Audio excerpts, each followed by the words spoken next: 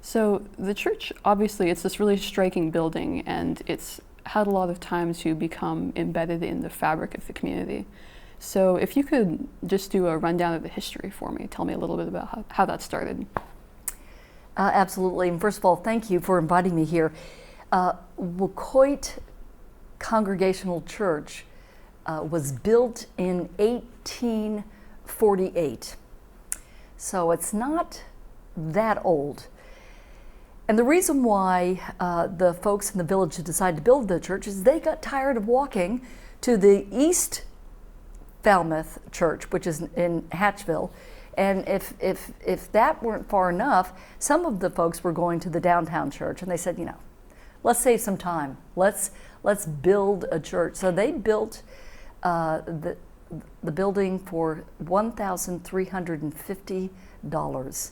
And back in the day, they didn't have enough money to really do the inside with that fancy plaster that you have. So they used poor man's plaster, which is tin.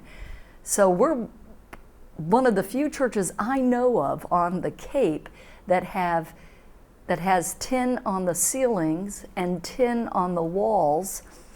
And it's not just one type of panels. There's 18 different tin panels in there. I said to somebody, now how do you know there are 18? And they said, oh, I counted them. I said, I hope you didn't do that during my sermon. So nowadays it's really lovely, and it's very, very expensive now to have tin panels, but back in the day. And it started off as a summer church, and it became really a year-round church in the 1950s.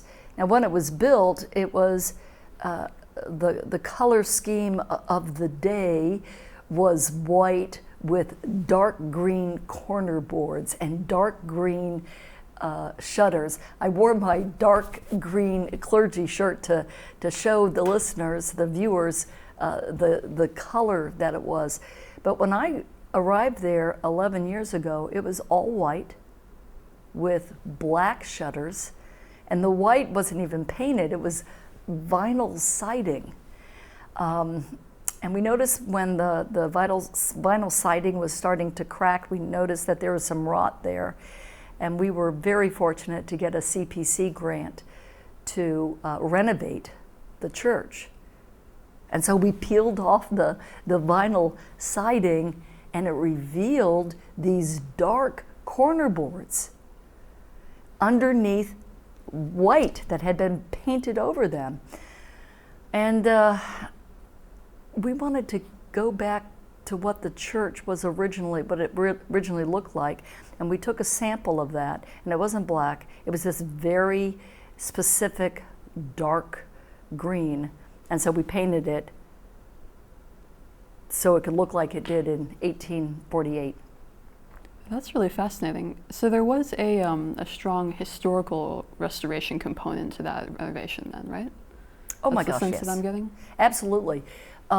So we restored it to the original color, and just as an aside, just to give you an idea of how iconic that church is, because many people, if you're going to downtown Falmouth, you pass that church. When we repainted it and restored it, instead of using a white primer on those corner boards, you want to use a little bit darker color. And so our painter used like a turquoise, a Key West green, just as the primer. Well, people had no idea it was the primer. They thought that's what we were painting the church. I got more phone calls, and some not very pleasant phone calls, like, I can't believe that you're painting that, Key West green. The chamber got calls, the town got calls, and finally I told our painter, I said, can you just, get a piece of plywood and write the word primer on it? And so he wrote, it's primer. And so we had that leaning up against the church while we were renovating that. Kind of interestingly, when we had to replace some of the siding, and as we peeled back the siding, we saw what the folks used for insulation. It was a newspaper back from the 1800s. So there's really nothing between the siding and that tin, but old newspaper, and I was able to save some of it. It's all in like 6-point type, and one of the stories talked about a neighborhood lad who got lost in the woods, but he was found. You know, that was exciting news back then. That idea of being able to peel back the surface to see history underneath, that is really interesting. I think one of the things we're trying to get at with this project. So I'm glad you brought that up. And it does sound like people are very invested in the idea of the church as a local icon. And they really want to weigh in on what they see and how they perceive it as part of the community. Yes, and especially in our situation, Waquoit is the smallest village in Falmouth, and the church over the years really has become the heart of the village. When these buildings were erected initially, they were not only a church, they were a meeting house. They were the center for activity in the village, and if there was something of importance that people needed to discuss, everybody would gather in there and they would talk about it. And now we've really become the focus of the community, not only because of the building, but all the things that we do to reach out to the community and invite the community in to gather. But the outside of the building doesn't tell the full story, because as iconic as it is on the outside, it's equally iconic inside, because the folks who belong to that church actually paid for the church by buying a pew. And so our pews are still numbered, and if maybe the Fields family had 16 or the Bourne family had 20, and they literally paid for the pew, they built their own book rack. You can go into that church and there's 5 or 6 different designs on the book rack. Of course, the Fields family had something very plain, but the Bournes had very scrolled book rack. They made their own elbow rest. It's just like a curved thing. It's not very comfortable. The person who was in pew 27 liked to chew tobacco, and there's still a spittoon on the floor. So you pick up the cover of it, and it's all copper inside. We use that during the summer to put a dehumidifier hose in. The other thing that's sort of iconic is looking at the changes over the years that our foreparents made. When this was first built, there was no altar area. That came a little bit later. There's a step and then the altar area. About 6-7 years ago, we had to replace that platform because it got a little squishy, and one of our folks replaced it and just left the wood out in the back. And I thought, I better haul that wood away. And when I looked at the wood that platform first was built, it had stencil on it. And it said, "To Waquoit Church from the New England Organ Company." Good old Yankees. We built that first platform with the crate that our first organ came in. I looked at that. The New England Organ Company went out of business in the late 1800s, so I'm pretty sure that was the original platform at the time. Wow, so there are a lot of really, it sounds like interesting personal decorative details really worked into the bones of that I didn't building. even get to the beautiful chandelier that's in the middle. It's sandwich glass, and it was originally filled with whale oil, and you have to go up into the attic to crank that line down. We now replaced it with a chain in order to fill it with whale oil, and we have sandwich glass lanterns on the side that are now electric. And the other thing that we did over the years is that we did put seat cushions in, new seat cushions, because they didn't have them. It was just all wooden pews. But we also extended the seat cushion for about 2 to 3 inches because over the years, people have gotten a little bit bigger than our foreparents. Yeah, it's the little things. It's the little things, but got to keep people comfortable during those hour-long sermons. Thinking about all of that, I can imagine that there must be a really strong sense of personal investment. People have really left their mark and been allowed to see that they have left their mark themselves, their families. And that concept and the idea of faith communities working to build something that has a lasting impact in the community is a theme that's come up over and over again in these interviews. Is there something along those lines that you want to, something recent or ongoing that you want to spotlight in terms of that kind of project that reaches out to the community? Well, I think for us it's sort of ongoing. We're here for the community. We respond to the community. One thing I do want to highlight is I've always seen our chapel, I call it a chapel because it's tiny and it's so beautiful. I've always seen our chapel as a place of light, and metaphorically, of course. And so I've always thought this is a place of light for people. This is a harbor, a safety place, a place where people can come no matter who they are and feel welcome there. Fast forward a couple of years, I learned what the word Waquoit means. It's a Wampanoag word, and it means a place of light. And I think it just sort of, the sanctuary and everything it represents just sort of speaks for itself. It is a place of light in a village that is a place of light. Well, that's wonderful. And I do think I know what you mean in the sense that you're right there in Waquoit Village, kind of out on the edge of everything, right out to the sea. And that becomes, people build a strong sense of identity in a place like that, and that becomes something that's entrenched.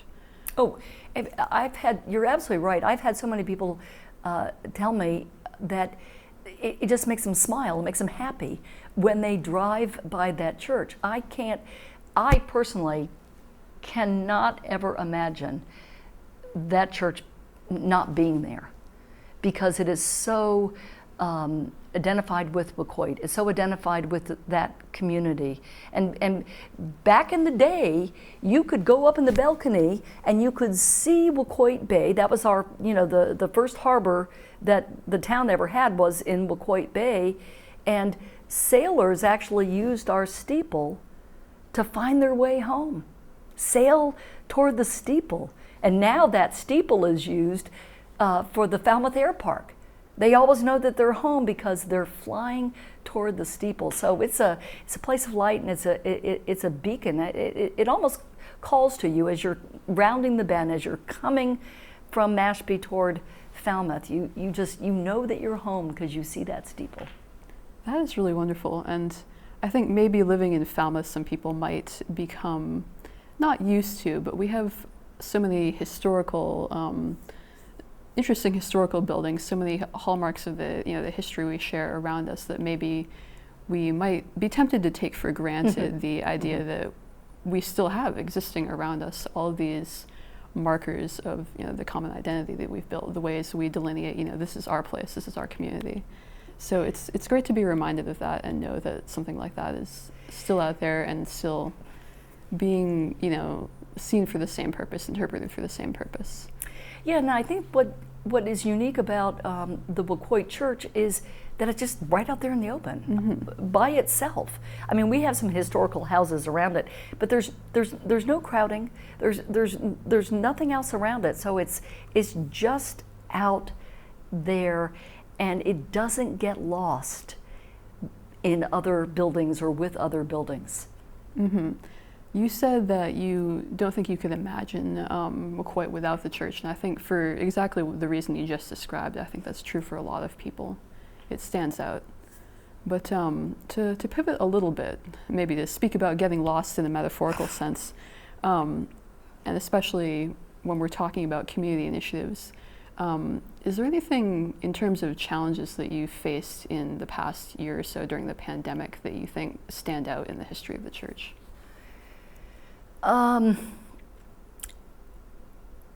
the pandemic was an incredible time of growth for us. And you used the word du jour, pivot. I mean, it was like, boom, we had to pivot immediately. So we never missed a Sunday.